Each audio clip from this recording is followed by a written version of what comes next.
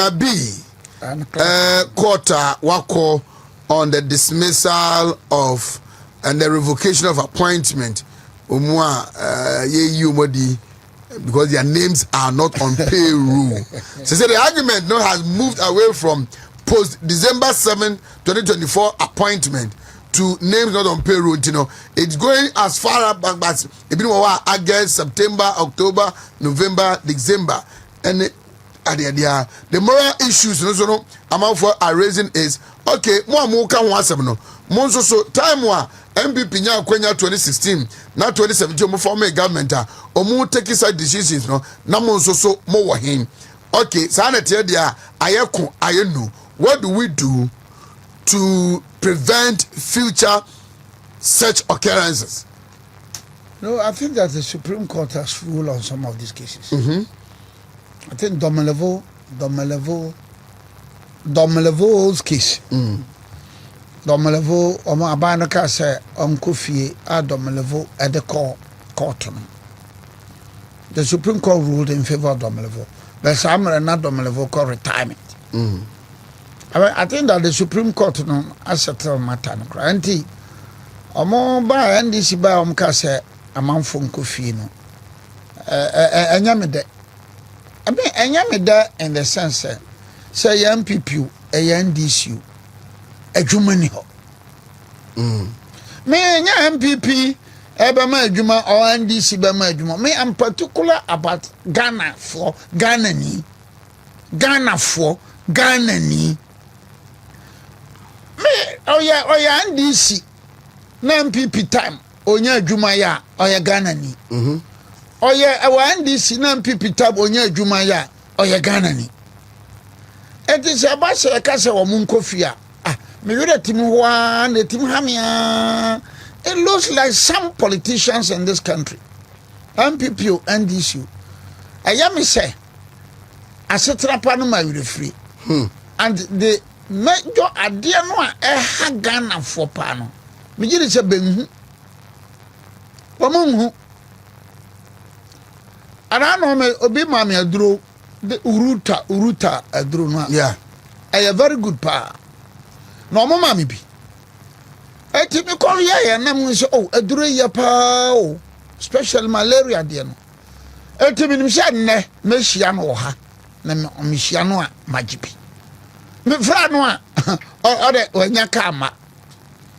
Nra okọ VIP okodi la mu do hwere mi mu. Nti wanya ka ma. Na sa asem no ka ma were ho no say enti se train wo ho a train keteke wo ho. Edu ba bi kura manje timi yam say both MPP and NDC no. Ohene bay, we stop hwemanim ni yima no. Eti monye ni se baba wo ka asakese bebrebe no. Sabi tuatu eskabi ma ya politicians intini be mpese trim ba banana. No, I mean that is the conclusion I'm bound to draw. That is the conclusion. Because takura de na me ni obi din ko so lawyer asem na wo kan de ohwe be no kre. O se papa bi wo tipa trucks bi akoba say Dusian wo Western region. Otwe bauxite. It is a car no. Sa man no sa kasa say train no ba on the castle. Sometimes I'm inclined to believe that. Because I just come go for no, let's go back to Jerry John Rawlings. Even in the 90s, yeah, who said in today, yeah, Juma. Train call Jerry John Rawlings and Timan revival. I just come go for by. Yeah, who said train free and can I ever Kumasi, Ako Elubo, Ako Aflawo, Ako Domain Crew, Ako Sampa, Ako Tumu, Ako Hamle, Ako Boko. Then Professor Monjo Mahama. No. Nana Kufuado. No. Mahama can have Mahama Bay. Upa my young friend son down home. I'm called that. No, I mean, when you are looking at people who help alleviate the poverty of Ghanaians, certainly it can be the NDC. Sabi Kafrache, Maminto Sabi. So when you have a political party like MPP and Timon Matre, you know, and baby idea, I saw don't so good. Into Papa Nanko, no idea, draw no bananko, de Bahana one man, when Yaka. Train 2023, 2024, 2022 2025 train nya adwuma aba akrachi fo so muni wurabafo mu kwa brochire da bia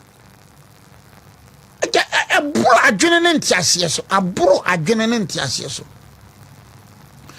Even we've gotten to a stage from Kaduna to Kano, China private company eba be on Nigeria for assign. Are you saying say Ghana your leaders didn't be my private company be me running? Area me say babo cash me boapayo. Me dey papa no susu de ma na me gidi. Because so the Nabi's case. Nabi's case no. It's a very good case for me. Good case that's why are there class action and Odiako. I am saying sir, it's wrong for the NDC government to have done that. Maybe the moral aspect, you know. Be to the hand, I mean a triamuka. Somebody MPP ko. MPP ko. I mean a triabinumka. I'm not looking at that one. I'm not looking at that one at all. And they for the political arena. But sir, Yabano, that is wrong. Anya kura. We need good leadership. I am saying, sir, we need look me obribo me can be and say if I'm in the helm of affairs in Ghana, now say in future if I'm going to be in the helm of affairs, things will change. Because I come here and this mampa in Krampo. Nanko bi baba ka chem say MPP free so no. O ma recruit ni pa brase abe Ghana for. And some of us will always remember Professor Mills. A good number of us will always remember Ajekum Kofo. Professor Mills, Ajekum Kofo. I'm being very honest. I'm being sincere. I'm not being emotional. I'm not being sentimental. Being frank and honest. It's my candid opinion. Na mampanyini muya what ya siye. Abba. At this time of your life. There's this case of Roxanne Nelson Dafiamako versus the Attorney General. Oh, Google check a Supreme Court. I think it's unreported. It will be around 2021. Supreme Court unreported. Now, when this case went to the Supreme Court, the Attorney General raised objections. Say, Bafiamako went to court because no say Chief of Staff actual letter say, DC is one more holding on until some appointment for. And Russell was saying, say, wrong. Now Russell call no. Na me Russell ya adwene. Me Russell ya adwene pa. Anna the Attorney General no. Raise the objection say. Mutu because time case in do say be tie no. Na one more appointed substantive DCs MCs. So the Attorney General raised objection say mutu. Yaka say mutu ache say ne yebeba no ne ntia kofa sa amanso no bae no eni hobio enti omo ye ana the Supreme Court of Ghana speaking to Nene Amekache say dabi a very important matter na se ne yebe ya emma bio yebe koso ne ya kire ya adwene so it's good. Nana Bidi and said near Beya. Dachi. Emma Bio, MPPO, NDCU. ABCBO. Okay. And you're good. Now, still at the courts. Akotia MP. NS Yakumi. Akotia MP, Madame Fono. NS Yakumi. Mechiano. You know, let me be very honest and sincere in my presentation here. My better hand. Manyini wa amanyesemu, manyini wa lawyer mu, manyini wa brabom. Ghana ha nipa bebribu mi pa. Le when so say the whole country Ghana no. Me na me no kwekani. Into the title na ma. Anytime I make submission and presentation bia no. You are guided by that. Yes, I should be guided by Lewin title no. Because my nyere me ho ahwe ne se Lewin bufu. No ka se maaje. Sanim tiate anamboa. One eti ne make answer without prejudice. Why would you be ano? Mesro nka se bia aduane sija so ne mi yi bi adi. Anana ne gu pono bochi aso ne me twetwa biare. Case na court no. Me no me make no na without prejudice o. Me pa court achew. Me pa George achew. Me pa no de call ya achew. Me pa kumi me pa no de call so lawyers achew. Me pa kumi achew. Me pa kumi lawyers so achew. Ene o making pound achew. Right from the word go. Me program now ene wo mu say. This is Akwatia. Akwatia, the nearest high court is Odan. Another court to Ebenye Nkoko. So why Kofodia? Ghana Hannibal be crowding in Masu Sao. That Akwatia. Odan, there's a high court at Oda high court to Nkoko high court to. Tell me if your market is this Akwatia to the Bekofodia. What do you suspect? No, it is not suspicion. But I'm saying, sir, lawyer for Kumi. Some men no without prejudice, with them is some ancestor man for the Pavia Chow, Mountain. Men no. And the very day no the process in 7 minutes, me file motion on notice to set aside.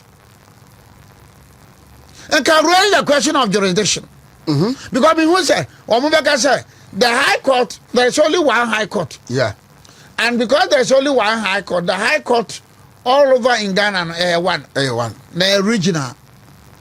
Meaning, say, Merezi.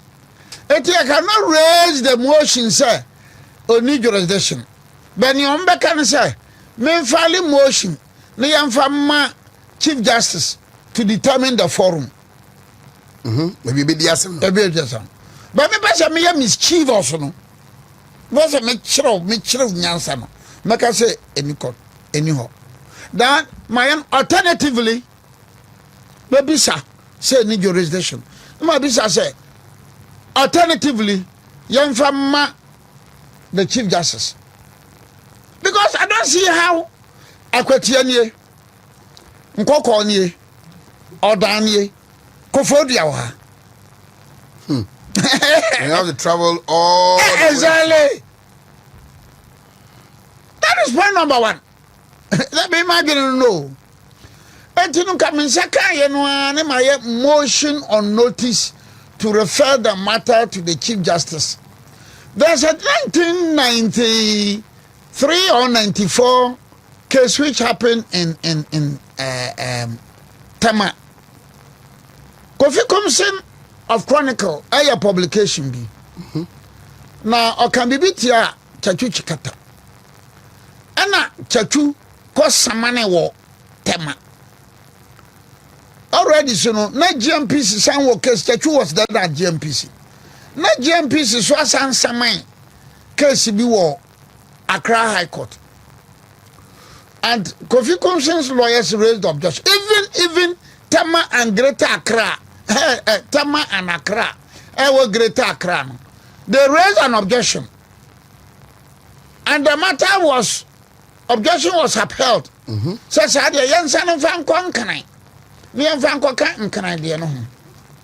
even in one region. So you have that right. So me and can right from the word go Nukrano and can enter conditional appearance. No matter raise that objection. That is point number one. Point number two, send a missika me pebiacho. Mamuti biamin casenti obi. Menya too known. Menya papa. Additional bikra magana make it mikra mediano. Bikra nemati. 2 cases come to my mind. One, the Republic versus High Court. S. Party Collins Dauda. 209-2010 Supreme Court of Ghana. The Republic versus High Court. Sunyane. S. Party Collins Dauda. Now lawyers now Nkrabia a father for Boache. And then Samuel Kujo for Nkrabia Ifadate. And they went to the Supreme Court. Eban saying, "Beto abawie you know, omoto abawie you know. Na yenyan gazette Inti so where the decisions in the Nyimakan case and the decisions in the decision in Nyimakan case and the decision in Hawa Yakubu's case are the two decisions no bachira wo say gazettea na Emma ultimi commence action. So in the Collins Dauda case no amunyan gazettea ana Nkrabia Ifadate kosamanma aboache High Court sunyane. And the matter came before the late Justice Opoku and he made certain orders. So Samuel Kujo came. He filed an application at the Supreme Court. Certiorari and prohibition. Certiorari to quash the entire process. Prohibition to prohibit the court and the judge. And now I'm called Supreme Court. And the Supreme Court of Ghana, speaking through Atukuba JSC, Ajitu Muse, and the Quran say, Adiananka say informal Kumi lawyer Muse, say, young gazetteer, you cannot maintain an action. Another case, the Republic versus High Court, Kofodia, as party Dr. Kofi Asare. Dr. Kofi Asare, interested party, Baba Jama. Interested party, Baba Jama. Scenario no see Sunyano. Almost the same scenario no see Kofodia. But this time, no, interested party no na owo interested party no hanana Boache at the Supreme Court. Boache was the petitioner at the High Court or the plaintiff at the High Court. Sana Baba Jama so had no Kofodia no Baba Jama na de koye. Now against Kofi Asare. And also no MPP phone call. And look at the decision, the facts in those two cases, the decisions in the two cases. And it will tell you, sir, perhaps in our cases, no, say, Bengazate, ya, 99.99% untiminko record to them. Yes. So, I am surprised also that issue, no, and so by more activated that window. Exactly. Why would I make it on? So, Mama forum. Yeah. Other nine cocoa.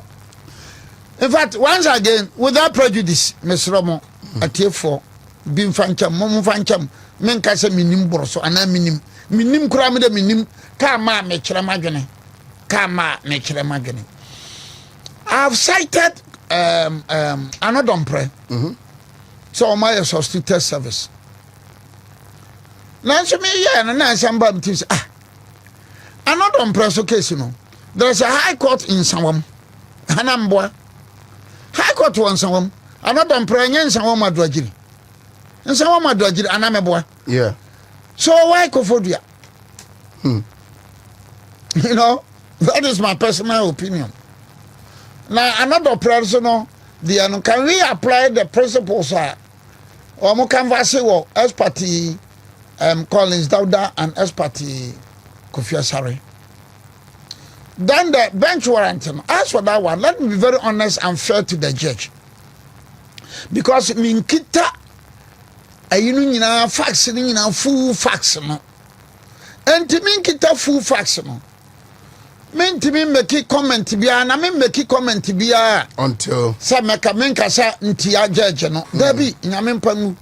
Minka sentia the judicial system there be nyamempangu minka sentia edeskumi ene na lawyers nyamempangu minka sentia krache no de edeskumi ko ene na lawyers nyamempangu there be but we presume say nemfa say the presumption of regularity say aba be wi judge na issue bench warrant ye fa na say ne kwanso abi bia kotin But then another aspect of the law is say Akwatia MP no Kumi the lawyers have filed appeal and then stay of execution or implementation of those orders. Mramu ekrese hona me de mra eba beye mramu ekrese mram ne ekre ne se ete se wabobo roba na roba no obobo e wagya ato ho wagya ato abon se no roba no eba but so obobo roba to na de nse kurase for de ka no roba obobo roba no to no de bo to so a bo amu edura roba no ntimu ma abai yeah. Nti so file appeal no file stay no a kire say wachichere orders no judge ne ye no wachichere orders no ati say wo de plus tata the kramana no ontimu nka. So in fairness to the court, in fairness to the judge, in fairness to the judicial system, in fairness to Kumi and his lawyers, in fairness to Nyodoko and his lawyers no say ya baby I want say bibi say bia na no briboy very wa file why appeal why stay a kire say let yet answer kire say orders na judge na de man ba kire orders na gu no mpacho so to here. So that these are then coming back to this expertise Collins Dauda expertise Kofi Asare. There's a very important case for us as lawyers and as practitioners. The Republic versus High Court, expertise Canada Ohine Japan. The Republic versus High Court, expertise Canada Ohine Japan. This was the case, Canada Mini Ohine no na nipa bebre hu nipa koro. Canada Japan. Canada Japan echo court no before his lordship justice Wuntalia na Wuntani. And a judge in a year say, Obama doctor no, or my doctor no buy.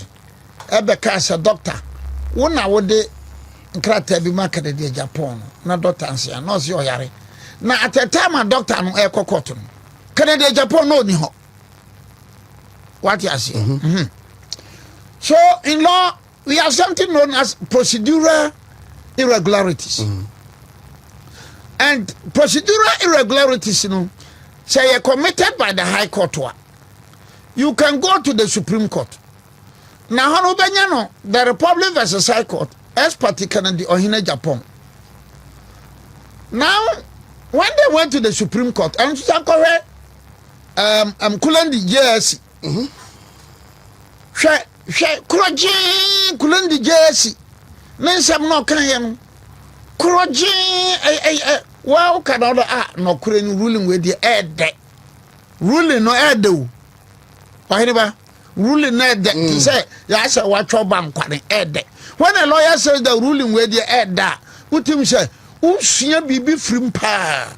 The person, Opia, your lawyer, Opia Person law, Opia and Niji law, Opia what he compared the Republic versus High Court, expertise Canada Ohine Japan. And Canada Ohine Japan was represented by Kwame Jan. Kwame Jan and others. And state was represented by, I think, Godfrey Dame or the deputy, So that one also will help you to know, say, na eba sakura no Akwatia de yakumi ara na manko looking at the three cases Supreme Court cases here makan expertise Collins Dauda expertise Kofi Asare then expertise Canada Ohine Japan. So stay no me be wi stay no so ba file appeal ne ba file stay no sanya be kama ye nyina ayeti dia as a lawyer be something na kire say stay no ba chichere bench warrant no ba chichere bench warrant na gu no ho. Okay. Nti bench warrant ni ye nipa can't activate it. Ba chichere eti no na jo no me kan se bere Akwatia MP okasa no NDC MPs no omo block no meti ya me wira ho pa bi say na eba ni se no ba block no ana ne ba nim se wa file we no ana se ba nim a ene wo mo fa bi so ko serve the Speaker of Parliament. So what you say? Maybe me the Kasimu the NDC MPs felt say the na benim say wa file a PB no wa file anameboa nti ebia sentine be yes an ebia sentine be yes an etina bisa na akwati well want to me 101.3 want to me TV. This is the state of Ghana.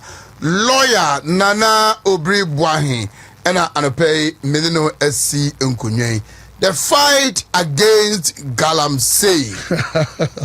The fight against Galamsey. Fight against Galamsey and the desire for the state to burn excavators in the fight.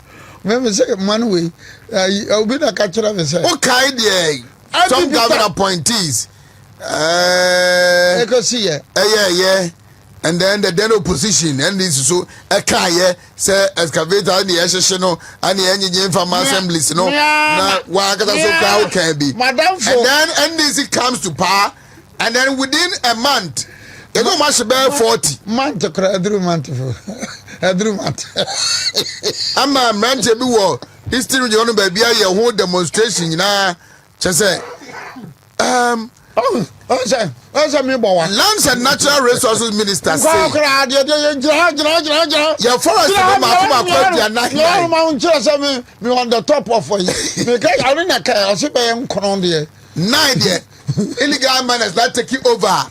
A tio, a giant, a kuma, so piao, Ghana, Sekai, Buffo, Hammer, I crowd, Forest Commission, rapid response, and to me, Forest Moon Costa, Galamseno.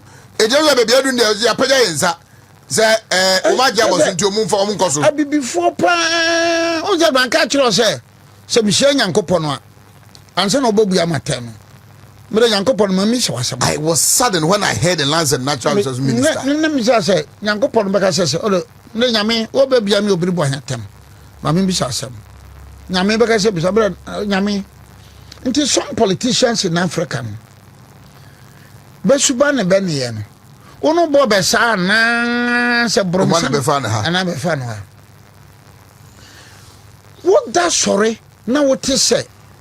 Under President Mahama NDC government yashi excavator ba kokora nanka SSNka sabi onu maduru because in some man for including my old friend me that be ameka madam for pa Sami Jamfi madam for pa Otuko Nobuama madam for pa teacher Kwaku Bwahi Eduji Tamakronum. Me that you cry my lawyer no po. On your zip from cry. Eduji Tamakro. Now and this yaba power ne ya she excavator ba kumpo. Nsama bebreba be kan yi. Am I daydreaming? Me son Diana, me son daye. Eh daye bi na me son ana. So be shamin come. Say NDC baba power na NDC baba power na be share excavator baako a kamaga so ye nkonshem ni tro ni pa NDC in power na ya share excavator na ye kan ya edru be aduanan mate say nana ya janto aka che so on regional minister ama wo mo kokko se be nyi be niam nyina NDC then coming back to Kofi Amaboa. My old friend Kofi Amaboa. What's he saying? Quiet no dear. GSM because a truly idea kura illegal miners. You know when Amaboa was taken over 9 forests. When Amaboa was appointed, so Beka or mommy oh Amaboa yeah because of free. Habaimu a hono agudie ni tu ni koso. No ekoso pa. Wa ma me afore. But you know that is African politicians and some African politicians and African intellectuals for you. Sabi kafrache sabi anyadu. Mesra meka tu di ba. Kase obejai ba sima na oye no. No wa ware no wa ye word na. Gini di sene some African politicians. Tu ni ba. Asa ba sima na oye dwumade na oye no. O jai no wa ware no wa ye wedding. Ginu di say e possible in some African politicians. Because you see, it won't mean just say, Ebeyo to say that you say, NDC Aba, na NDC Minister for Lands and Forestry. Ebeka say, quiet, Sabu Jinapon, I can't say, Asem and can me say, NDC for ye crowd say, he should be impeached. And when I read, say, away from Kofi Amabua, I say, what? Kofi Amabua? Why cancel? Enti kwaye no nkron de eko. And my research has shown that you call Western region and Western North, about 98% of the NDC constituency chairman are all in mining. So what's NC? Traditional authorities Indian. Oh, anya MP no dia. MP no. Omutwa adwane no. And I want to me nipa no Kofi dia. And no Kofi so NDC constituency chairman. Yeah. And I'm handling a case against no Kofi. I will take High Court. I'm handling a case. No, you see sometimes me dia adu babia me tibi bond this for na baso. Why? And na Ghana no babia yaduru no.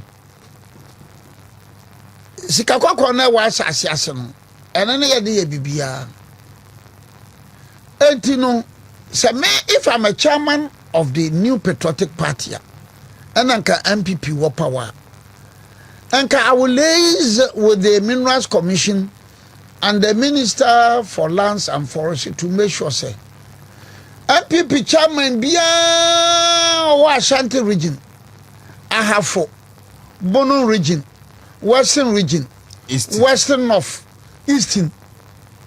Yeah, man, we will regularize it for him to get him a site to do mining.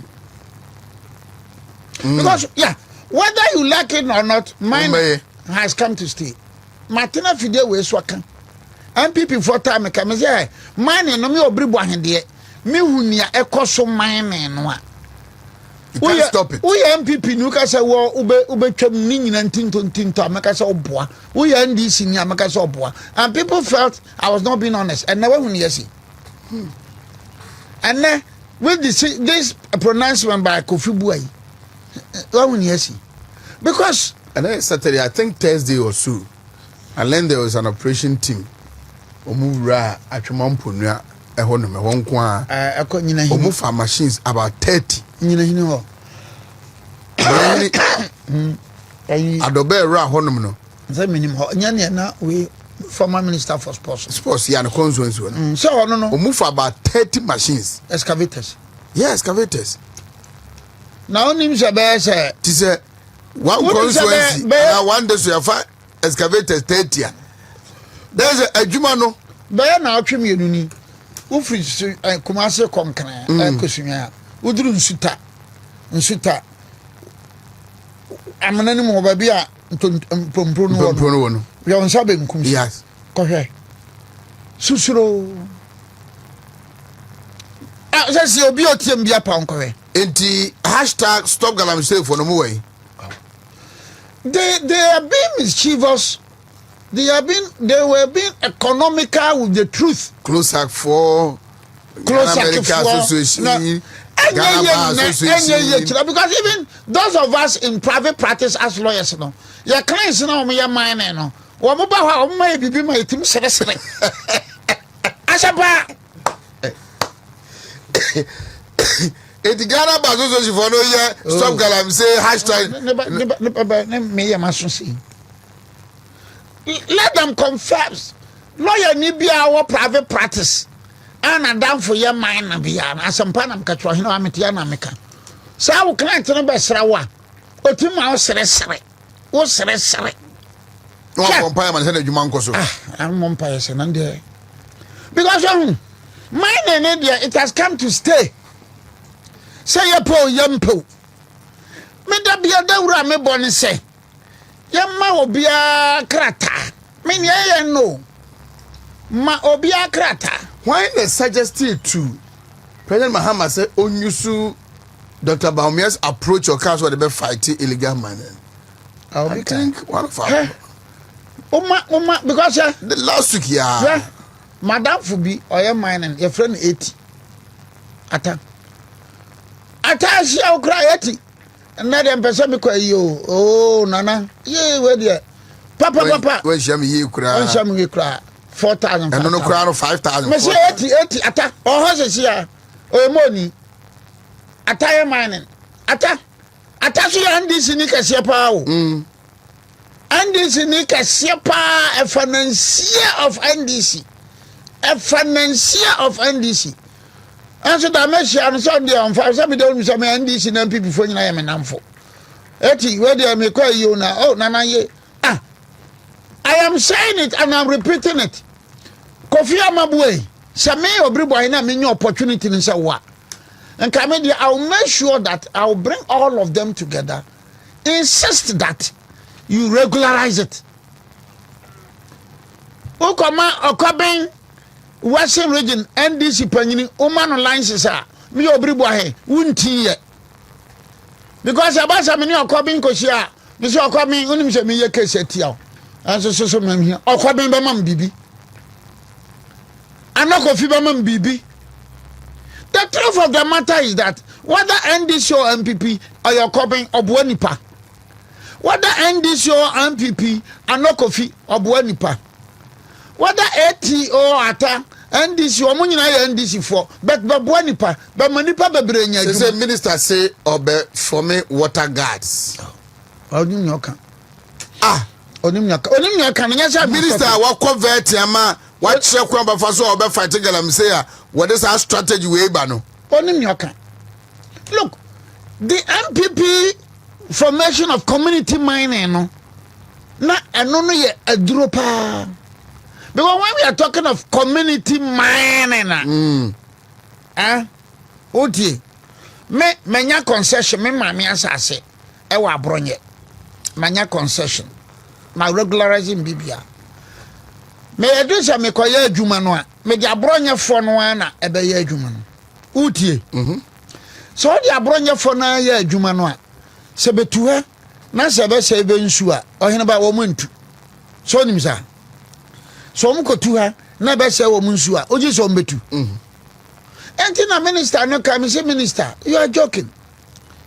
Rely extensively on community mining mumma krom hafo no enye krom hafo no adujama madujama fonye butre fonye poku krom ma poku fo krom nye ma obia krobia wo nyankrata no ma wo mo enne koko ni ho koko na ho odena abafom koko na ho odena abafom eti sem wo bonsu kwata kwa suo anasem wo jansen koko na se koko no 1 acre obi akwakoye ne license haba ya man on license to operate no so better 1 acre 40,000 which is 400 million me de be man.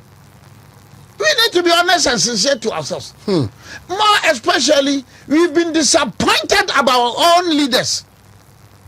Whether MPP or NDC, our leaders have disappointed us in terms of this mining issue. Or anybody in the tell me, Nana. Ghana, a Cardinal 10%, a New Montois 10%, a Anglo Goda 10%. And I'm a boy. I'm hugely disappointed in some of our intellectuals and politicians. Now, if you go to Mali, if you go to Mali, 2024 year, the military junta in Mali, they say, even in Mali, no one 20%. No. The military junta, no, Mali, they say 35%. Yeah, 35% in Mali. And therefore I agreed. In the mining companies. Agreed. They have agreed. The last one was Barrick. Barrick Nana. Or you say na Barrick no mo general manager no or Senegalese. Most of their top men no mo Guineans and Senegalese. No mo ya na so ya for no. Na say wo mo de helicopter kwesisi o say owura. Munya idea rentiasia. Now Barrick has agreed. So all the mining companies in Mali are now paying 35%, while the mining companies are paying 10% in Ghana. Ghana paying for Ghana crash for MPPO, NDCO, more the Ghana and Shammo. Ghana crash for Ghana paying for NDCO, MPPO, more the Ghana and Shammo. You're only taking 10%. One Mali is taking 35%. Now, gold issue at yet to say, you know, mining has been going on in Ghana for more than 150 years. 150. Exactly, mining. Meanwhile, in Guinea, in Mali, mining has 30 years, only 30 years. And as I say, no, about that, I say, San Sahara, no, Kura desert, no. Chicago called him Hopo, into Ghana house, it him Hopo. Now, what do you mean, can't you say, Mobo Fokrum, Kwasi, Abronya, Timami, and Comfort, Tricosi? No, Chicago call or what? Ah, men call by day. Now, maintain him where she continue to be a hero of food and fetchers of water. Abramiko Yosua, Abramiko was a crupon, Abramiko Japa, Abramiko Bordia, Abramiko Sankregua, Kosha done fair never sees. Right now, African leaders, young former ram mining and Simiemu, that the military junta in Mali, Ometimaye, yeah. Mining companies Najatu. So why has other countries failed to do so? You know bisa nanado and sena obekono. Na military junta in Mali omdi do 35. No was na bisa John Mahama. I say a military junta no e about 35. Ghana so they 10%. Intimuswe. John Don, I say my heart aches. Me will timo who say maybe Africans. Me will timo power. Say your leaders in the D and Shamo. So what that's sorry now these African leaders are called Addis Ababa. No more kind of reparation. Say abrofono nkwatono abeto nipa benfasi camera. Merena when I'm paying for abeko they're quite better na adwene be so sada ye na sene bani. Because why reparation? Slave trade was abolished in 1807. Slavery was abolished in 1833. There was no country known as Ghana. There was no country known as Nigeria. There was no country known as Cote d'Ivoire. What you say? There was no country known as Burkina Faso. So slaves never be no. Some mpo better by the reparation by country by. But what man say? Slaves in any free country and any free country. What in amateur say? Two. Maybe they don't have enough tutorials on slavery and slave trade. And yet, British government, you know, a company should be. Now that even after the abolition of slave trade, you know, man, you know, create to tear Sika Edema those companies, you know. Oh, Sika Koko, Ghana has Sika Koko to emotion. Now, what is your two for say a crupon on the man inside? The two for say the man inside a crupon, Biluma Aqua Kofa. So it means that gold, baby, yeah. It is just that our leaders refusing to act proactively. Banki kabaho. Nyebenya dinti. Nyebenya nomunti. Nyebenya yanti. Na amai nipana hewers of food and fetches of water. Well, so you see, when people talk about it, I think God no dear. Opo amaboy. Mama disappointed. You've disappointed the whole lot. Now, and yeah, I'm more disappointed because I remember campaign in around to 2024 elections. Dr. Baumia, how he was going to solve this problem. Hashtag stop that I'm saying for year and tea. Professor John. Almost see feasible and then some lady say John Mahama should use Dr. Baumia's approach. And you know himself in the I want can't Ghana for say how can you bet my first wako then. No, you see, with due respect and with all humility, if you read a lot about the slave trade era, sabi kafrache. Now as a with due respect, handling the African society, no, sabe, enye dene. She niyama bebre enye dene. Well, so you see, Dr. Baumiaka no nipa na empathie. After the mining sector, ya catch omo say oye mining galamsey. Ya catch say MPP ba. MPP ombe game excavators, MPP show excavator. Enya sa ya ba. Ya de wo betu ba bibia.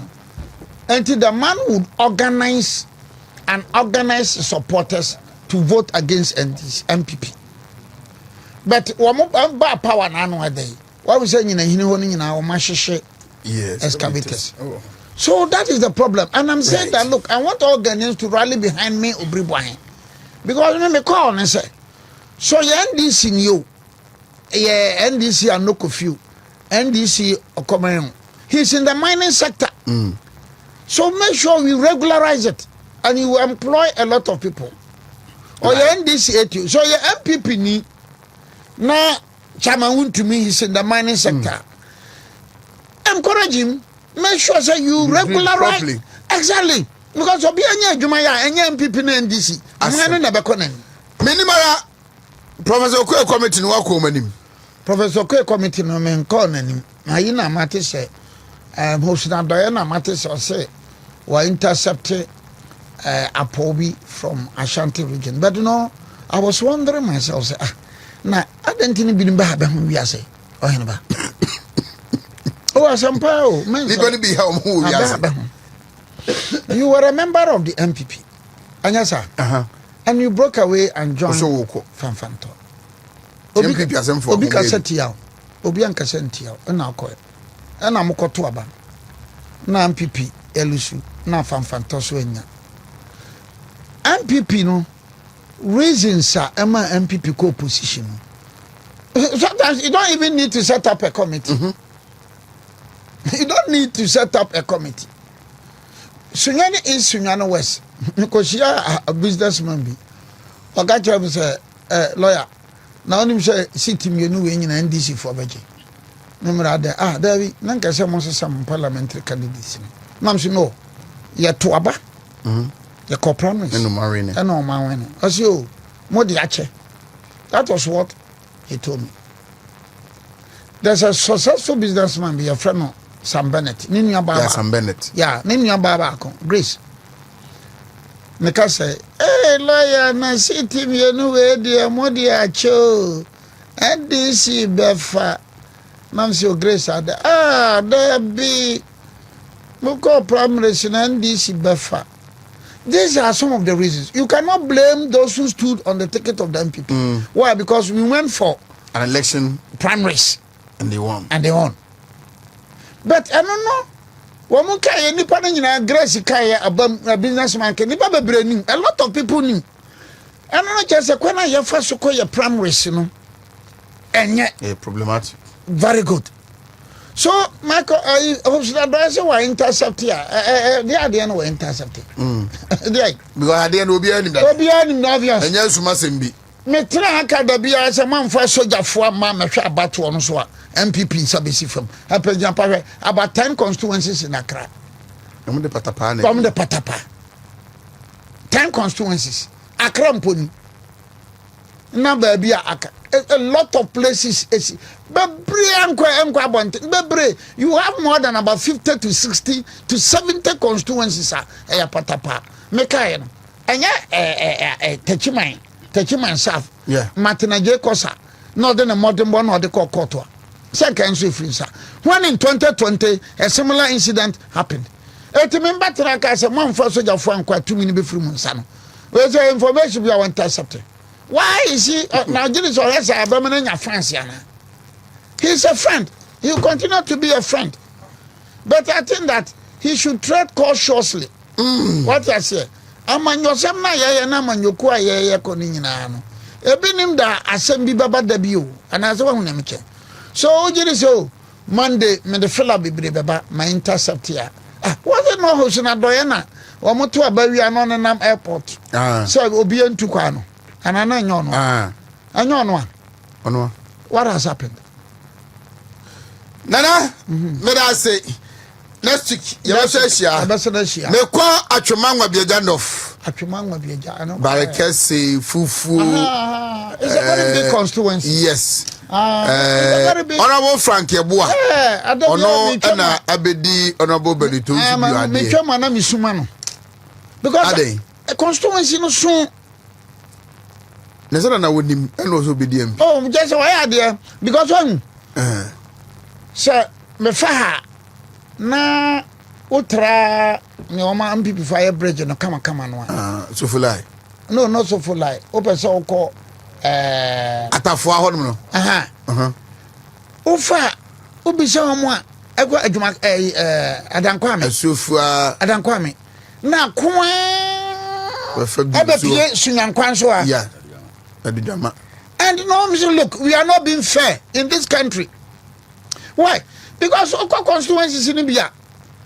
Kwada so a Kumasi krom kwa. Inshaye so Kumasi krom kwa. But when you say no the maba ko o man bre. Okay bre, and you know the resources so oh here. And then when his party is not in power, how can he run the place? So that explains why Mika just said, won't even can chere me say ono na ho no. Ebe se adujama no. Gold deposit be no. You cannot tell me that. Because me knowledge am wo Ghana ha no. Gold deposit ho. So the MPP na say ka oye fast no. Our constituency executives no wo mahia. When MPP was in power. Mumpo Mumfa application Communals Commission. Mumfa nko ha, minister no was sign. You regularizing. You regularizing. Munye ye proper mind. Munye ye edro wa say ye beto aba. Ne ho nkyere no. Look, and this I want to know. And this is from go to Western North, go to Western region. 99.99% of the NDC constituency executives are all in the mining industry. They are resourceful. And they are resourceful. To the extent that Mitisa Binum Kra Western region no Western North no. Omana they call Bono East. Some of them are doctors of constituencies in the Bono East. Mining for the Omu go. Me donya me hata soro mining for they are filthy rich. And to say only 5 million Ghana cedis, which is 50 billion, one person. Now I regularize man. On farmer way, anya ne campaign. Obenya. Na enkano. Na ma we so ahodene. So MPP having been in power for 8 years. And Kenya ni say ye be say ye program ye sika free nkan na eba. Sika free Kumasi. Constituencies in Bia. I am saying that even when you go to Bole Bamboy and the gold deposits there, so Ukwatinga, Ukoba Nankwanta, current mining going on briskly over there. Wow. So we need people who are smart and people who would think in future of the future of our party. Omunti. Benti. Ah, you okay? Honorable. Honorable Frank Yeboah Kwaba. My microphone, mama. Na, if you to say, Parliament, so to say. So those who own the sanity. Oh, the all right. Bosha Mamintie Honorable Frank Yeboah in Parliament. Na a member for Achoma Wabiaja North to read similar statement. A member for Achoma Wabiaja North to read similar statement on Mother Language Day. Yes, honorable member, you have the floor now. Thank you. Right, Honorable Speaker, thank you for the opportunity to contribute to this important discussion on the occasion of the International Mother Language Day. This day, observed globally on February 21st, serves as a reminder of the urgent need to preserve and promote linguistic diversity.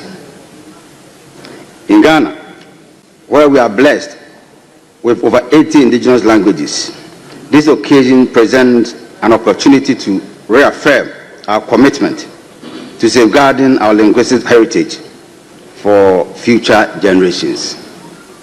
Mr. Speaker, language is not merely a tool for communication. It is the foundation of culture, identity, and historical continuity. Our indigenous languages carry the wisdom, traditions, and world views of our ancestors, shaping our understanding of ourselves and our communities. Yet, according to Ghana Statistical Services in 2023, many of these languages are under threat of extinction due to the pressures of urbanization, globalization, and the increasing dominance of English language in education and media. Right Honorable Speaker, according to UNESCO's Atlas of the World's Languages in Danger 2021, Ghanaian languages are classified as endangered, with a declining number of native speakers. Many young Ghanaians today struggle to communicate fluently in their mother tongues due to lack of formal education in these languages and the growing preference for English language in social and professional settings. This trend, if left unchecked, could result in the extinction of some of our rich languages. Mr. Speaker, Ghana's language in education policy has seen frequent shifts over the years. The current policy mandates the use of local languages as a medium of instruction from kindergarten to primary 3 before transitioning to English language. However, its implementation has been inconsistent, partly due to the limited availability of learning materials and trained teachers proficient enough in indigenous languages. Right Honorable Speaker, the Bureau of Ghana Languages, BGL, established in 1951, has played a pivotal role in promoting and preserving Ghanaian languages through publications, translations, and language development programs. However, the Bureau faces significant challenges, including understaffing, inadequate funding, and lack of modern technological resources. If we, as representatives of the people, are serious about preserving our indigenous languages, these institutions must be adequately resourced to fulfill challenges, including understaffing, inadequate funding, and lack of modern technological resources. If we, as representatives of the people, are serious about preserving our indigenous languages, these institutions must be adequately resourced to fulfill its mandate effectively. Mr. Speaker, beyond government efforts, the role of community engagement, digital technology, and media cannot be overlooked. Promoting indigenous languages on radio, television, and social media platforms can help sustain their relevance among young people. Additionally, initiatives such as oral history documentation, digital dictionaries, and language learning applications must be encouraged to bridge the intergenerational linguistic gap. Right Honorable Speaker, I urge this House to support the government to, 1, strengthen the Bureau of Ghana Languages by increasing funding and technical support for its language development programs. Number 2, ensure full implementation of the language and education policy by investing in teaching materials and training teachers in indigenous languages. Number 3, encourage the integration of indigenous languages in technology and media, ensuring they remain relevant in the digital age. 4, promote community-led language preservation programs, including storytelling, oral history documentation, and intergenerational language transition initiatives. Right Honorable Speaker, we cannot afford to lose our indigenous languages, for in them lies the heart and soul of our identity as Ghanaians. Let us act now to protect and promote them, ensuring that future generations inherit not just the words, but the history, values, and wisdom they carry. Right, Honourable Speaker, I thank you once again for the opportunity. Thank you very much. Honourable members, we have. Now what's it say? Yo, but that's it. Enra, 21st of February. Yeah. Na ye International Mother Language Day. Na se be here say we come for talk about my American Parliament no. If you saw my name na ya kasa, ya come adwene. Ti na say me statement. Na ya ma Ghana for nyina ati asese. Your languages, your mother tongue no. Twi Ashanti twi ever any any languages a bono ne ma ne ma nya no. Languages a boy a boy and kwada no omu nyini a. Ti na say hwe ni na ehye kana.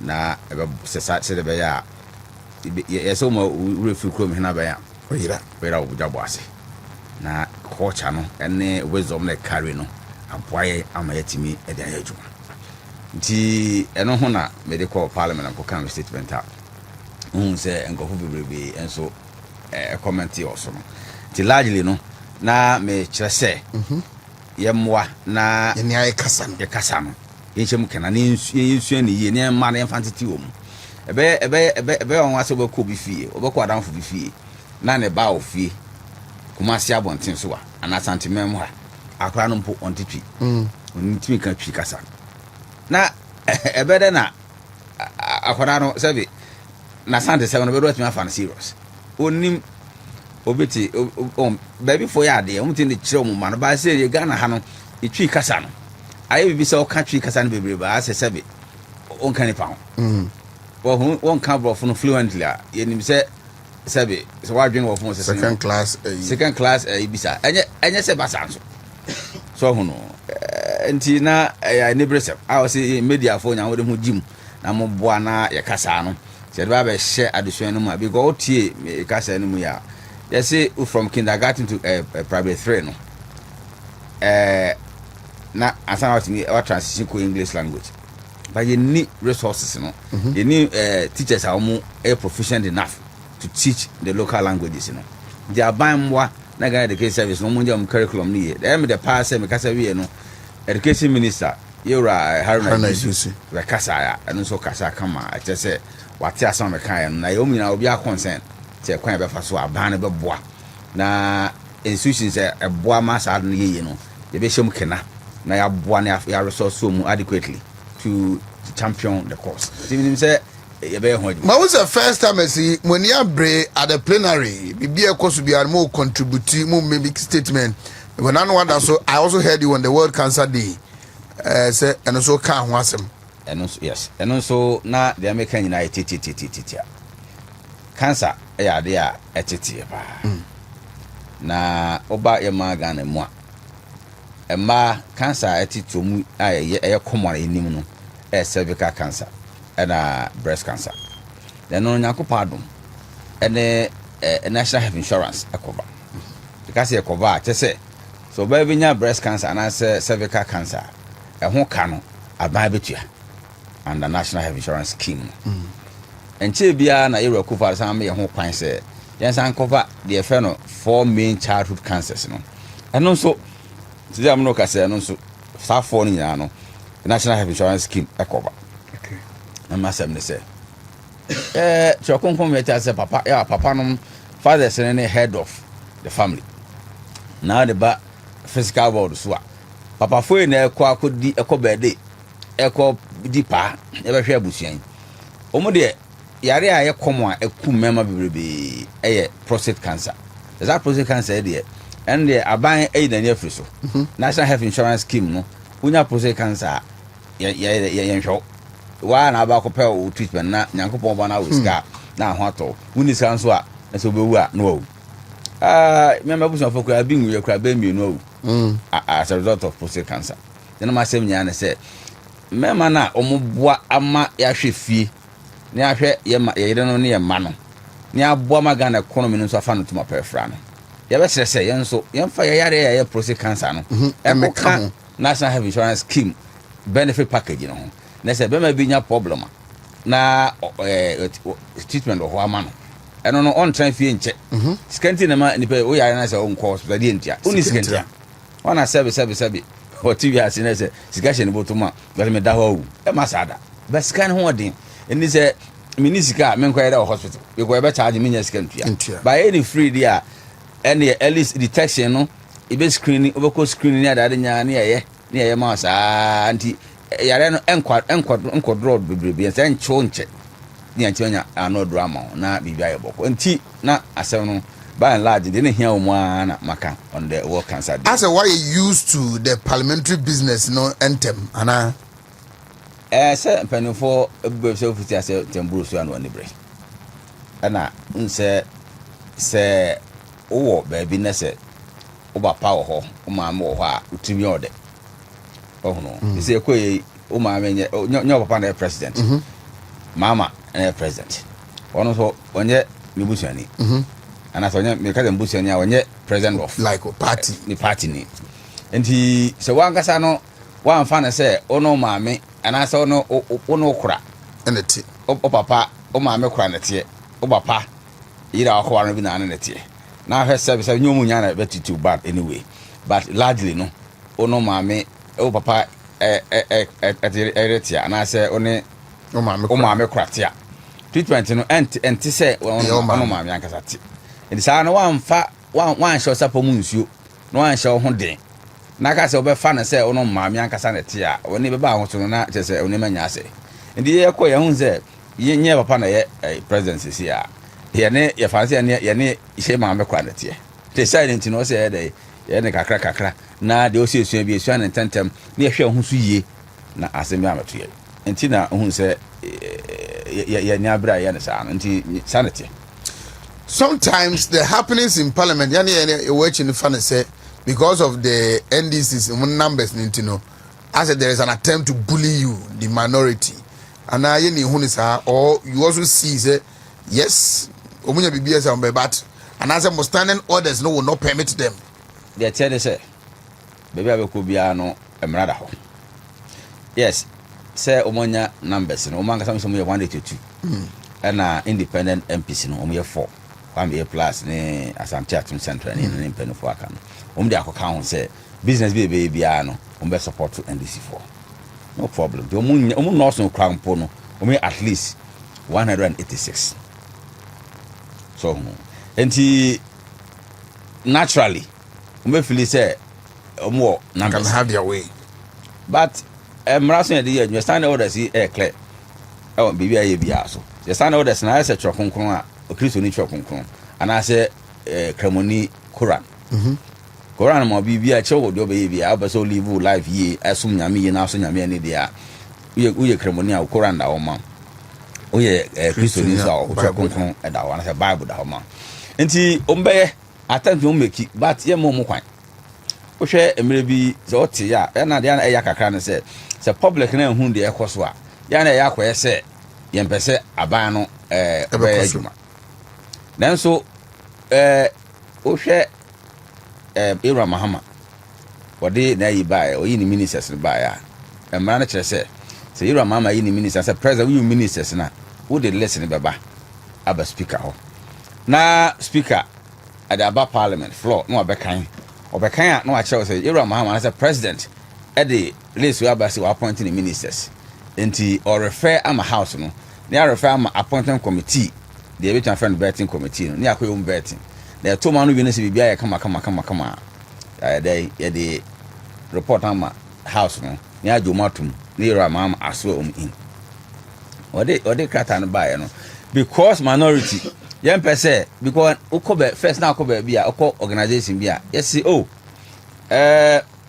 ye dia ba se intuaka ye da ba se entowe ye da ba se nyewe na se ma oman no mu yeden saade ya yen pese e be ma oman no mu ade ma ye manfo ne senate no speaker ye da ba se ye ma na kire se Era Mahama de list of ministers ba Fabra house wa ne nyina ye hwe ne refer ma appointment committee ye ma sa kwan you will be a right na ma say Era Mahama de ba emfa ma house wa fama appointment committee straight away no man koye vetting no na nya tentem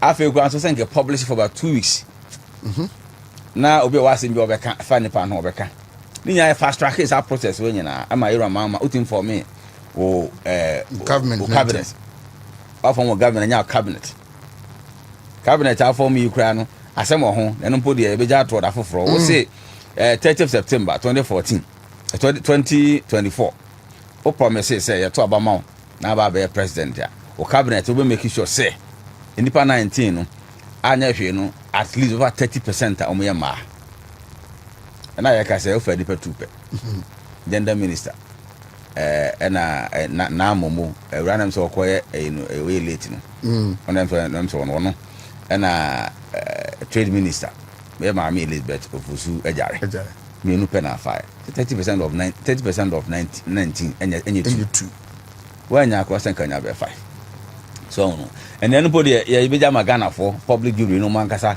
e decide hu yoro mama juma oye because ono na kan e bia na saa ne nsem kan ne bi o se ye campaigner utwa nto kakra na o de nto kakra fam ti bia na ye kan we no ye o kan so at least 30% no e bia na kan ne nto no ha wota e bia nto kakra no then de e be ja so na ye ma me no Ghana for and as a public jury no man kasa mo decide hu juma yoro mama oye e fasad no nti nyese bia minority I adwin say ma no enkoso no de me kan ye nyina hwe say you will be right say oh speaker ha hon fama referma appointment committee no mko vetting any sign man nyina e kire say ya ye adwin say ye ma mamu na akoso ntentem na Ghana for bra ye bre no so twa because hwe ndisi by afi busumi ba ko ne kakra no heading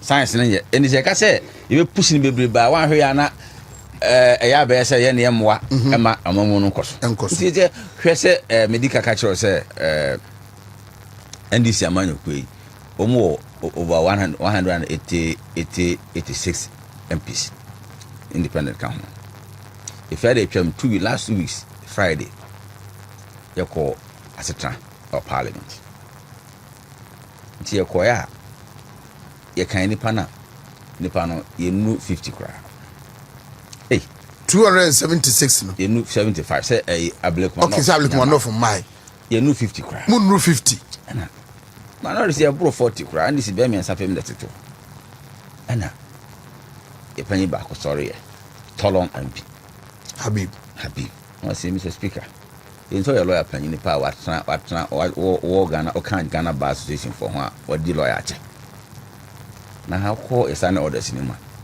say order 64 one I talk about quorum the talk about quorum ye hwe yesi quorum te say say ansa na be transe ye be asetra no or say nya 1/3 at least 1/3 of the elected members no let's say 1/3 of 275 which is roughly 92 independent no 50 independent no 50 yes ro ye be say ba ko transe nya hye mara na Ghana ni bia be hunu de be court because ye bubra no so and was okay sade ayemre mu no e ba sa ye ma mpanifo marshals no ni staff no hon ekoro so adoma for 10 minutes ni atwen kakra 10 minutes no so a ni ahwe se edipa no be ba na se edipa no ba wani ba ko so adoma 10 minutes wo so ya adoma ya san ba back no na ni pe ho no ye nu 90 na speaker Bernard here for NDC ni or embodiment of NDC ni pure awnim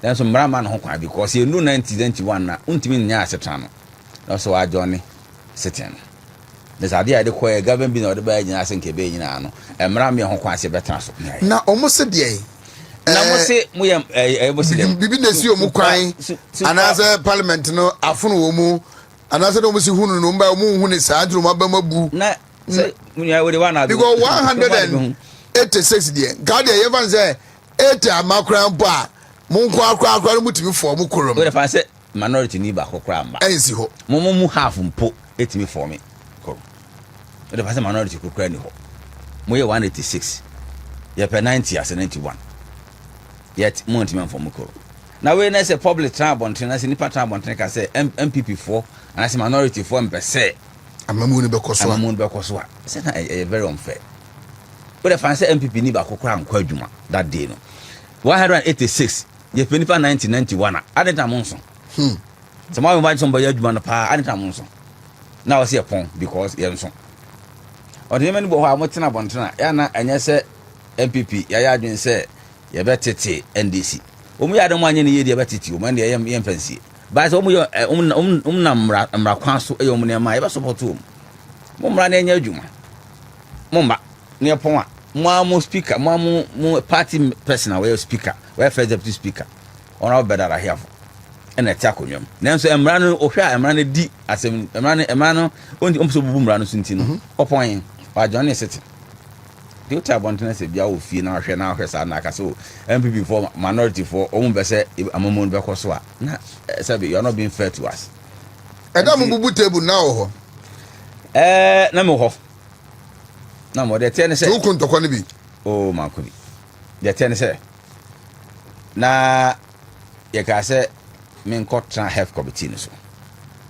na before health committee no na say transport minister designate ena na omu event no di basa na akonya no mu kwotena akonya no sa na ye ne a ye obekọ second batch ye ko ye health minister de no so atwen enti omu wie transport minister wie no na aka na abobe 10 pm ena mpani for no say obi abre mumienko ne enkoda ene yaye makoma ko 5 mumienko ne enkoda na je chia etwaso and this for no say mo so ntiase ombeye sa to mo smago ablakwa ebeshim because obun so obi abre ntoba na ye say ya bubu agusu ne yeko jinka ya miempo ena pen for say ye honorable akando de any ni problem bia health adamu no bi go problem say o asem wo ho a o ka asem tia panyin bia uduru ho na ba chechiri maso ma kan ya no so ugina so a se bia o ka asem tia panyin bia nti nominees ni bi o ho no ma mu hia mu a wo se wo ba beto ye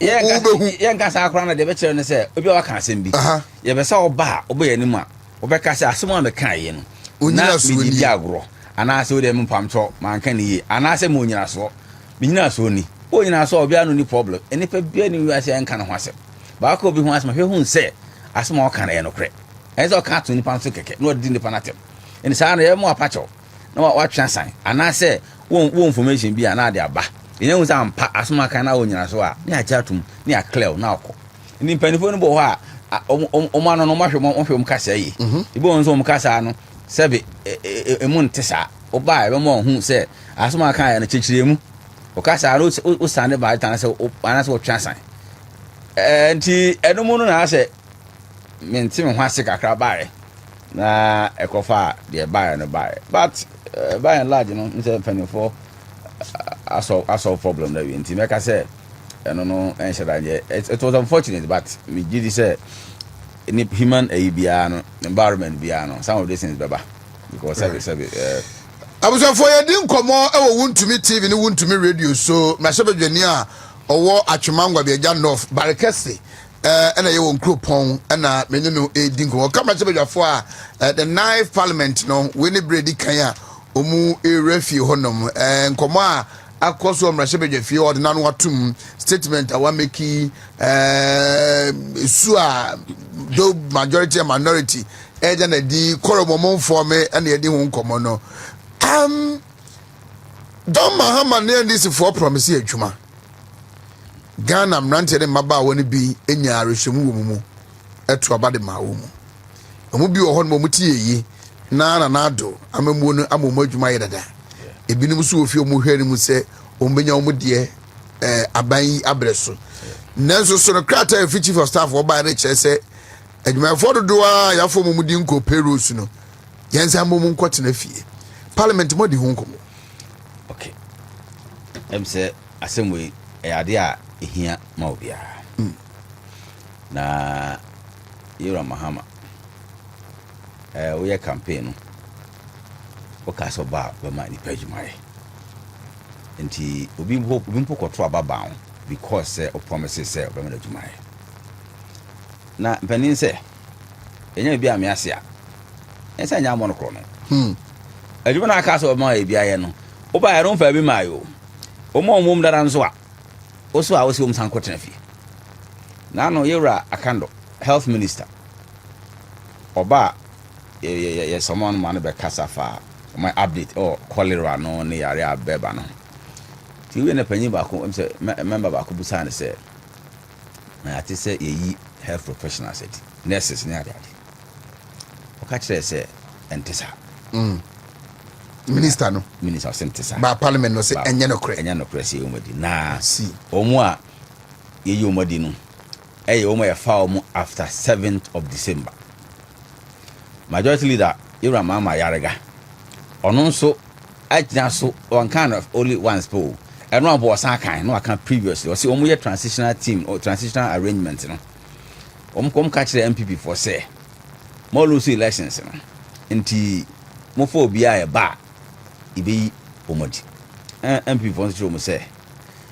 yenya clearance na wi na say the munim no recruitment no enye one day event a process and they are fair na ya fa process ni mo abedu se ngofo no be start adwuma and those mo kwan na ya fo in any case mo baby a vacancy o ho mo ba mo ba fele then na Ghana for FLA because nurse ni use go enga say we NDC nurse and I say CPP nurse and I say MPP nurse ni be nurse ni yeah ade ba come hu say doctor for nurses for health professionals no minim say na me na ya na say doti bia no say we no political opponent kura na akora ni ma obehwe yeah nurse ni onga say the panel they were no a different from panel be NDC ni because MPP ni nti ana say panel be NDC MPP ni no a different from NDC ni because NDC ni enti ade bia ya tete na ayi wo Ira Mahama em say the 26th of May as a bisa 2017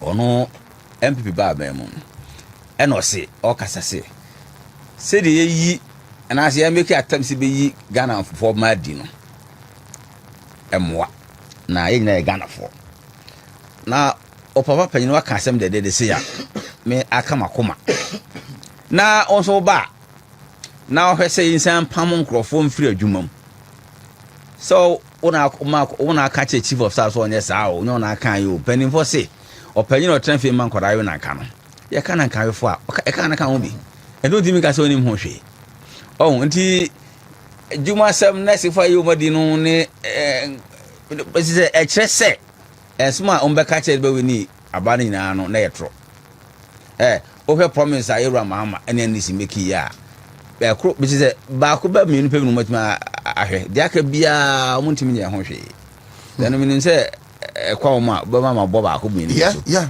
so hono ye ma me no ye ko school se ba be bi school a o ma me ana so be ko university a se no ntoma no ba ko ton a no akoto ni se oni bo afọ ba bia o papa se kokoo fu a se kokoo krachi no ko hunu no ka se miura mambo se ana mnim kokoo ba wate afiri mu a no akwaje na bosia no da ko to school visa ba Ira Mahama ne ndi se mu ye campaign mo se academic user fee no mo ba first year for there no mo de be che mo nyede mo ntua ndi maame bia ana papa bia ote anyina susu ana kunsu ana se daba kuma aye daba ekukufo ho ehwesuni bia ote kuku na se panyi bia ote kuku na onim se enka menim kuku ekwaje bosia wo be krati ho no na da kotua me ba academic user fee amano no ndi ma hye bo se mo ba betua papa ana se maame ankopa bosia de be ko su ko duru wa mo se ye ne kan ye na mo ko busan betua na chire ya refund am na sa na ebu man na Ira Mahama de ya wo mo ne se enya se bia afero be di president first time ni no aka se no ni why you be da what the president for over 4 years and the ade a uni ade bia wa mamom bia uni na ade na ma ye wa uni so nya ma ye ne a me mo ba ye ho ne nkotu e ma is fi mo no mo ko su ade e me hwe eno eda ho awdo yi ne kese abeto awofo so afi na bi na mpa busia ohunu na onu school so ko na se sabi sika wa ho ye ntua ma ontama na browbre the frustration e be do nya kwa su ade ti na we nya ne de me bibia me kam se me jama public jury no man ka se bua na ofia no a campaign kese a wo ye se covid aba eko and the covid living yentwam afenso yi living nso yentwam betting tax yentwam emission tax yentwam waka se mo nyina de adada Ghana fo say entina me ho kyere no yentwa ni nyina Ghana for say so be ne sade a e de akonya no be ma be di president no obedi president no 1 week aba 2 weeks aba 3 weeks aba 4 weeks as a bosome no see o twambo uko 7 weeks bosome ni akire untimi nyi sa tax ba ko kura mfiri ho na asma ka ye no we say what antro kakra po na say we da be the president na wi a say no bo a so ye kan kra say bia menye ne hu ye ni see da minim da obetwa sa taxes we nyina e so tin na ma Ghana for bi to abama o the man na we say we jana say o twa sa antro ya na o force am aka say what antro but the antro there na say ene de mo am beka no na maka hwe so beka enche bia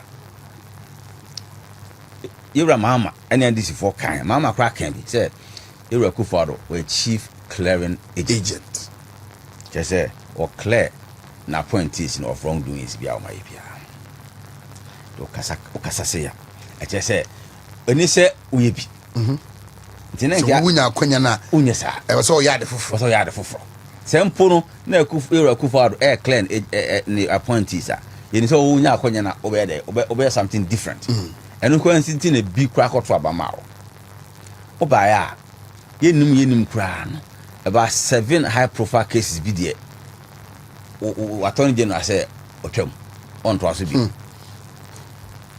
Johnson Siama Bank of Ghana deputy Bank of Ghana governor Unibank and UT Bank collapse no ye ko nya asem bi be yewra ayeni attorney general say otwam asem ko me kan bi yewra ato forcing one japa the case you otwam Cocoa board yewra opuni otwam senate and the something metwam Collins Dauda me bunu pa the case no segle me as say housing project no metwam na and as a democracy a for no protest and so otwam for example for leak tape for example for the so otwam ni say case mako case so akese pa Ghana for e interest wom a be gidi say corruption bi aba baby say leak tape dey otwam a eno no enya de bi a ha dwum bebrebe because anye me mfa ho na say ko say Cocoa board ya ka say corruption betuma akoso na corruption koso segleme ya ka corruption asemo and say oh they wa bana say Yura Kufa no a clearing agent na de odo ntisa enka makesi nya ran enko do logical conclusion ne hu say sampan fo we no na omun so na de ya omun say opanyin bi say Yura me obia mo fa Collins Dauda ene ato force mu de na minim se enka mo no mebu mu nti enka mba hwe se mo nti ase kura se yentwa case di na ga case di fan court na ga court mbu asem no court of competent jurisdiction mbu asem no ne hu se mu nifo na nka sa nka ba mu wi ne hu se nifo a ekina wonam ba bia na hu so utimi nante bemem na wa ma ye de power a discontinue asem we obi abeka say NDC for buy omo panin for omo di for no omo yom kokodia ye ja omo nyina ebi so bank bia ba ko meni bo ma bia nka ye de asem no kokot wie ya e bia nka obedi bia sese wa me afa na say wa ban na aba no wadi for wa ban na aba no wa ban abeja o nti wani ba ensem asisi no picture be na e paint kyerem say enfie na ye wa mu enema Ghana for people mo say ebetum asisi na the fight against corruption, the rule of law. Corruption no there. Fight against corruption no there. Wa hu there kwe. Case am boss 7 am boss. Wanya bi omu kra na be 4 there. Na corruption related. And wa be jai. Sese no what they also friend ora. How the era a black could a black I chairman of that committee. Sese no o peto chere say almost konya nipa bi say MPP and I say amana MPP efra konya no so no omu panifo no bi nso e wo ensem nyanu bi osom de ba omo answers bi osom de ba obeka se fo mu nkokota na so fo mu nkokota almost be clear ana so be clear mana na se no person che se wan clear mu mpo na se rom nkokota se MPP eba abem 2028 na president obeba no ono so be clear mana se na na ye kwa na se e ba na se de Ghana for na ye de mu to ye de mu di agro de mu adwen di agro na se enti se obeto se corruption Mahama fight against corruption sa ne ma woni ne attorney general yi ansa na de ma won onfo ne nto so fight corruption because ensi da ebia which anti no be dey fine any your MPP was oh be do court na ma kire say me so me fight corruption me we me fight court na ma kire say me fight corruption and no dey no ye dey fine any which one so be which anti of MPP former appointees no but say ono an nkrofo no be o ne enye ni minister bia enye ontie onye ene de man kan na me yanko constituency kakra now we are parliamentary candidate say they what be the member of parliament we are parliamentary candidate bia best and their hand call outside the party so manfo nya na beto aba ama upemu but say de enya upemu what be mra se bedwani ama omu nyina ohunu adeso na wa fa to ho so wa twema ngo be jan of constituency ne say yo me da se minua enye adwuma edafo na nye sesi amete na mehu se nafo na mehu se nafo from the beginning okay nso adwuma no edin na seat no nso irakofo watana da enti ye wo mpɛsu ni panyina due ye mpanimfo a omo so ma afutuo boye nye afutuo nko a resources ayde be adwuma enti adwuma ne se metra ka se efwa na me dada ho na me dada ho so na nso twakonkom ye ta se metimi ade nyina ye enam Christo shemede minim se de ti bia na adwuma ne ye betuma ene say time asero di kan kama no time na me ye parliamentary candidate ni de me bia na free me na mpesa me na me ye no obi anhye me ba say wo ya mpi asudi abedaso na asudi daso no so no so hwese o manfo no gidi omnya omuto abama wo no wa ye ho adwuma satisfy wo na no ya me ba ya metise o bridge bi food bridge bi ase wo Sofia new site o baby hey sesi ai na so ko hwese the bridge city na one two one amo a ba na onso sabe na akomado mu na so pa man penny for no ko hweye eno ya mo ka over 20,000 and I bridge na wie ko bi bridge ni kwa no hema na okru mo sa de ka kire se enke ye no concrete na se san ye ko pisa foforo esa be de concrete be guso na ye tense fi no kra enti eno yakoya mo adwuma no eda ho no edi na de ten se so manya me e guide wa do ye bia ko ye unu se yewura asenso e ye ne kwan be si amount from no ye de ma contract from amount from to offense and I do adan kwa me so a from adan kwa me to intensity na ye to abawi ye jai adwuma no ye Jimmy Pennyford in Como, I might say, Sophia Samadi and quite a matisa contract and I go back. Now send me to Parliament, and go to Parliament, minister. Now your timer, you invite Pennyford by ministers in the back. okay Number now all the was about 2 money. Tina me call my speaker said, maybe same Busa minister and question, Tom running Busan question. Maybe question is say, a corner a free amount from Ecosi offense. Any day free adankwa mekosi intensity ye jaye da ben e no san mani pa abetoaso because ya me no ka say ense nso to no ya usi kwan so a enfutu e ball no adankwa mefo futu mu team Sofia crowd ye say kwan ya kakra nti eye achance kwan no ho de eye kakra na adankwa me maban ebi barekasi enfutu e bo nipa na kwa kofa ebra ho no mfutu ebo nipa no menua etse asefim ha dwene nti nyame aboa speaker invitation or come minister no Friday ebe oba oba chechire mu eda ye kwan no omusan abaso abaye adwuma nyese mbaso keke no ma da bedada onda bedada omba abaye adwuma no moye ne yie another one so say rapon offensive to rapon den de enka de edama contractor no the me question and so kan say that bay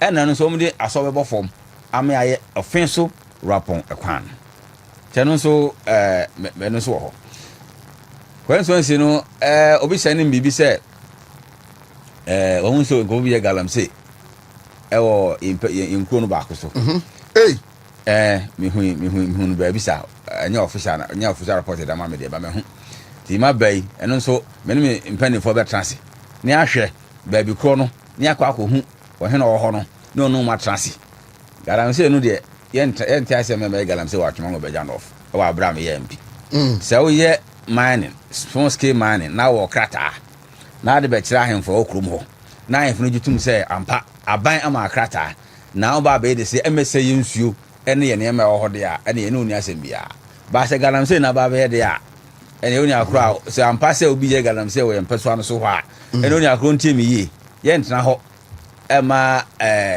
o meye o mepo sika na me say yensuo na me say yemfudie ema ye ene ye ntia se da ene ekwan be paso fight bia no be fight na mra kwa so be hwema hu say wo krata out your small scale mining mra da ho no who follow dia obi ana oni asem ene yensuo no me say no ene oni asem ba se galamse ne nipa no be ye dia na so onye no kwampa aban dia to se enye no dia ene nya dia se ye be tasera ekwan wasam the general problem e wo ba bia enti no minim so obusan wasam minister na be ba they anu yi dia brew na also dia bre o constituents. What are the other pressing issues you are hoping to deal with our constituency nim?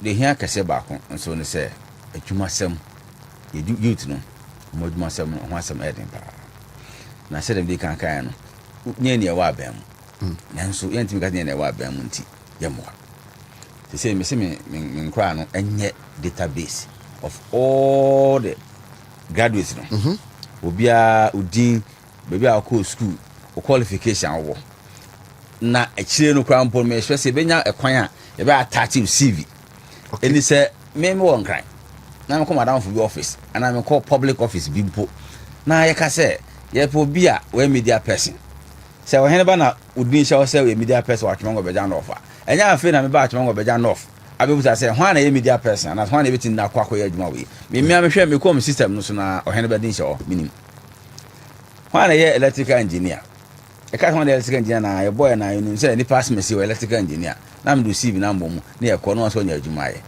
eno no eya ma o ma sebe o mu ekosua nwoma a o mu ye graduate no prior to elections no ye ko che sewing machines ne dryers ema ye nuano ma ne mema na o so musua adwuma no ama se adwuma sua no e bia start a musua na nche bia no ye san ye bia maka ho ye san akwakoche bia ma o ma obi okwa wo sua adwuma na wi ontimi mpon no because we osua ade pam onni afidi a wo de bepon no obi nso wo ho a wo sua 3 ye oni dryer wo de bepon no de ehwese san kofuru nya e bebo wo mu na kakra sike benya no wonya ofidi a na se benya kakra ma ona da kobwa papa ta bia bo na ja uso ye wodma kakra wo no nya bia hwe obusua na Ghana nso faso ni bia ba so because so obusua ade pam no pon no na okobọ na pata bisi baabi na oye adwuma se o hen ba wodo wontuma koma so mpama na oji usika sika no sesebe panifo sika ya de tade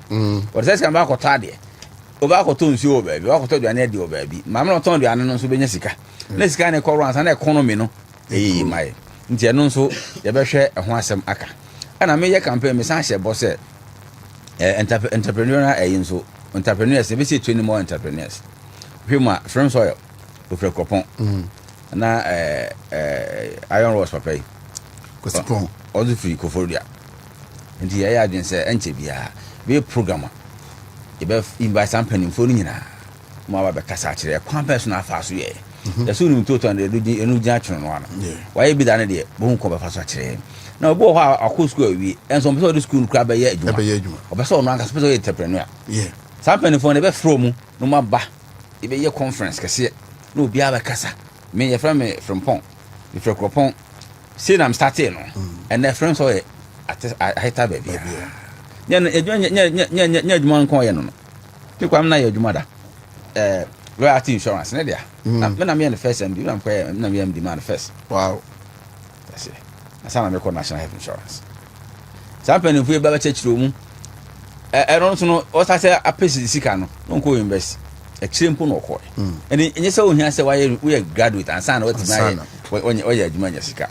And deciding a kind of bay. Na abwa ama consensus no o mo am some entrepreneurs no so no e do ma ba abusua na for example iron rod papa say o wa mbako finance no ma mo tete se bia o tumofo ma mo training kakra na asempi minim se nyame adom menya me hu fisa nti nipa bebu me agimedi na ye frame ko kumensa pesa me so ton iron rods ni bi medu anu makọ nana na ko jojesi yeah money bi oton wi a o de aba e ma na moro e bi a 10,000 worth of goods me ma na bosumi no fanton bosumi oton wi na e bi a honorable ma ton wi o 10,000 ma ton wi minya 2,000 asim nya 1,000 or so smart yen sanko nana ko jojesi o na ko fasika ko tuaneka ko dibi ko tuaneka wi a no asa ajibi na se busumi bia no okwaje bi o na ton na ebia 10,000 akọ to unya bia 2 medicals unya 2,000 ho ananya 1,000 po ho a eche se 10 man time no wa ka sabe nya 10,000 yeah na o free na ko je ase na nipa afọ sa ko sho na wa ka sa akọ a fero timi tua na akọ guarantee man pafofo mo so ya ne sa enti 4 years no so no na nipa ma fa sa training kura mu no abe independent no mothers eni say nipa no ye ne kakra sa fa ni boss se ntuto fonya bibidia mampon fa so ade o me de nya obi aso Frank Yeboah Foundation etimunka enemo wa ha mo ye quiz mo ye clean up exercise mo ye donation mo ye way what was it there na motivate you senka odi empiri no beti medini sa but you decided so the foundation e be ka ho ye ne enu nko man sa ne asorama sports for number okay get any say Frank Yeboah Foundation if I broach by no and I imagine say MP me nyinya me di MP nya ho anam de be so yeah me na ko 40 sa do baby am ye bi the president ko fo baby a baby ai here odi MP odi minister medi odi flag bearer onyame nsem and obey president onyame nsem na mogidi the una na kofo J Kufo this is a bold statement. Oh yes, the J Kufo be opposite Oyebi. Yes, and I know how closer you are to him. Yes, into a minister or the MP what be. Yes, ti who represent Achuba be minister and MP no constituency for the same constituency. The same constituency no and what be. Yes, to be a minister I a president Yaminti. Wow. Say me trans me can say me timi ade nyina ye and I'm Chris or say me dinti. O show dinti. Nyankopon prince say me dia. Me di. Say me ne nyame na prince nyame wade from mame. Enti me dia party no ne Ghana ha no. Obi a nipa me hwe no so sua. J Kufo na Kufo. Because uze obi ebonu di mpa kakra be dey former president was. President Kufo. Eye impact on now Ghana the akaho me fanko fi asem bebe Frank Yeboah Foundation tell me about it 2 minutes now sorry Frank Yeboah me mon tofa and say before I tell am say na me say ko DMP ma Canada da na me timba bo am manfo me ko boss no anye 2016 2020 anye yam steady some guys me ko DMP ansa na ma bo am manfo a meche papa no so wo se me bo me manfo sa dia na metimi aya metimi abo me manfo enti me fra me panimfo be miensa papa bi e fa no Raf unim no Rafael o cha do secretary so one secretary ana ɔba we fɛ ne $1 ɛgya sɛ sampa ne fo mienu yɛkɔtena ayi Baptist ɛboa kwa seminary hɔ na ka sɛ momfa adwene mmra ɔsɛ yɛ bibia de bɛbɔ sampa ne fo mienu ɛna mka mmiɛnsa ɛna yɛtram sɛ saa deɛ a ɛnyɛ foundation ti foundation obi a onim biara no hɔ na start free ɛna yɛ start kakra ɛna yɛyɛ a ɛda bɛdu sabere awɛ sɛ spelling bee mekɔ Prempeh College ywie Ekropon RC na mekɔ Prempeh College na akɔduru Prempeh College na classmate no ebi ka brɔfo a na o sate da ba ɛna abɛto aso wɔ Ekropon yo ka brɔfo na kyɛ sɛ otim sɛ asɛ brɔfo no onde de ofi bafufo na ba asɛ firi suru ba bi na ba on TV krada enso kakra ɛde mi principle wi ase ne sɛ ade bia akɔnsidie bia me fa mu no obi odi mati ba man fa bu sada e ma no nso ye mom nsua de